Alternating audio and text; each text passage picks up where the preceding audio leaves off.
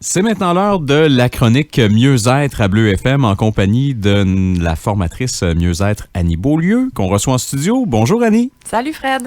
Annie, on est en plein mois de décembre, dernier mois de l'année, et là, qui dit mois de décembre, temps des fêtes, dit aussi bilan.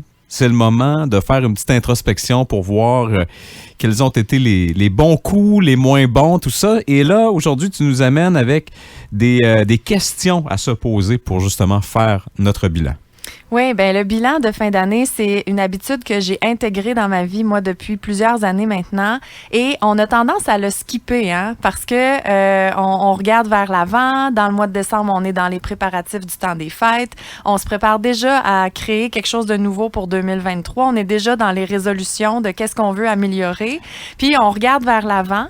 Mais de faire un bilan, ça peut être intéressant pour juste faire le point, pour savoir où on en est aujourd'hui. Souvent, on n'est pas la même personne en fin d'année qu'au début. Puis, de voir qu'est-ce que la dernière année nous a appris, qu'est-ce qu'elle nous a apporté, comment elle nous a transformés, comment elle nous a forgés, bien, ça peut être intéressant. Puis, ça nous donne un nouveau point de départ pour amorcer la nouvelle année sur une meilleure note. Et Annie, parce que tu parlais un peu des résolutions qu'on veut prendre pour la nouvelle année, mais si on se projette trop dans le futur, on est comme plus dans le moment présent non plus, donc il faut quand même prendre du temps pour se ramener, là. Oui, de se ramener dans le moment présent, puis faire un petit pas de recul aussi pour regarder dans le passé, puis pas très loin dans le passé, là, juste au cours des derniers mois, qu'est-ce qui s'est passé, qu'est-ce qu'on a appris, ça peut être intéressant avant de trop se projeter vers l'avant. Maintenant, Annie, quelles sont-elles ces 4 fameuses questions à se poser pour faire son bilan? Bien, avant de nommer les questions, j'ai envie de vous partager le contexte idéal pour faire cet exercice-là. Donc, c'est intéressant de se créer une petite ambiance douce qui favorise l'introspection, de se faire un petit cocon, de se prendre une doudoune, s'allumer une bougie, se prendre une boisson chaude, puis prendre papier, crayon, prendre un moment pour se centrer. Juste respirer, puis ensuite on pose les questions et on laisse monter les réponses et on écrit pour garder des traces. Donc c'est sûr, faut quand même être dans créer une ambiance qui va favoriser ça. C'est sûr que si on a plein de monde autour de nous, tout ça, c'est pas l'idéal. Non, c'est pas l'idéal. C'est vraiment un moment pour soi qu'on s'accorde pour réfléchir, pour faire le point. Donc, faut se créer une petite ambiance calme qui favorise ça. Parfait. Question 1. Question 1, bien d'abord, c'est quoi les événements marquants de la dernière année et qu'est-ce qu'ils nous ont appris? Et là, ça peut être des grands événements ou ça peut être des petits événements très anodins.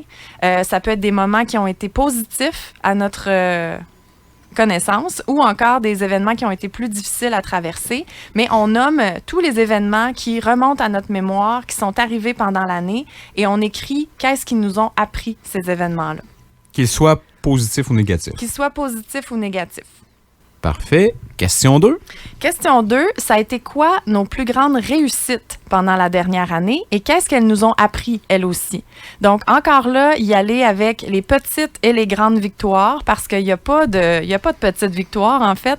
Donc, de souligner toutes les réussites qu'on a accumulées au cours de la dernière année et écrire qu'est-ce qu'elles nous ont appris, qu'est-ce qu'elles nous ont permis de découvrir sur nous qu'on ne savait pas en début d'année. Dans le fond, Annie, c'est de un peu se donner soi-même une petite tape dans le dos puis de se féliciter, là. Oui, exactement. C'est de voir les bons coups. C'est de voir aussi ce qui a été un peu plus difficile, mais au lieu de se taper sa tête, de voir les apprentissages qui se sont dégagés de ça et le bon côté, dans le fond, de tout ça. Parfait. Question 3. Question 3. Quelles ont été les plus grandes prises de conscience de la dernière année?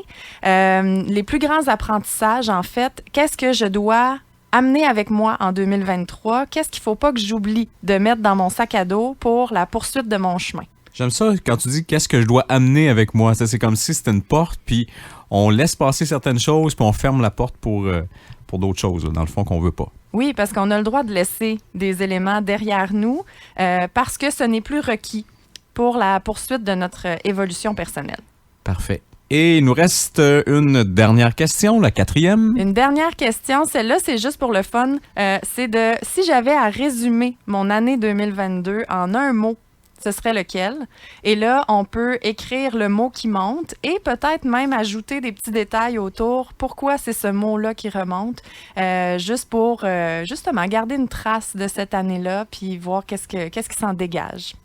Alors, on a fait le tour de nos 4 questions. Annie, maintenant, c'est quoi les bienfaits de faire son bilan? Qu'est-ce que ça donne? Bien, comme on l'a dit d'entrée de jeu, ça nous permet de faire le point de où on en est, mais ça a plusieurs autres bienfaits. Entre autres, ça nous permet de voir si on a atteint nos objectifs qu'on s'était fixés pour la dernière année.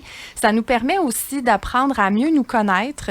Et quand on se connaît mieux, bien, on est capable de faire des choix qui sont plus alignés à ce qu'on veut créer dans notre vie.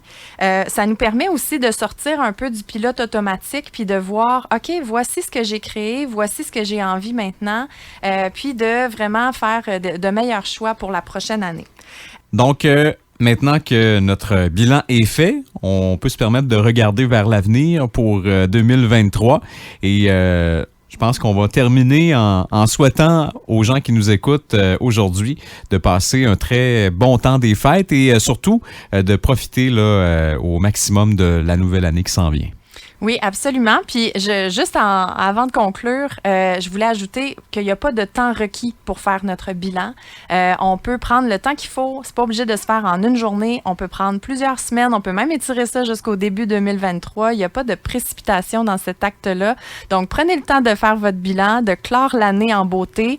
Et ben oui, moi aussi, je vous souhaite un joyeux temps des fêtes, zen et dans le repos.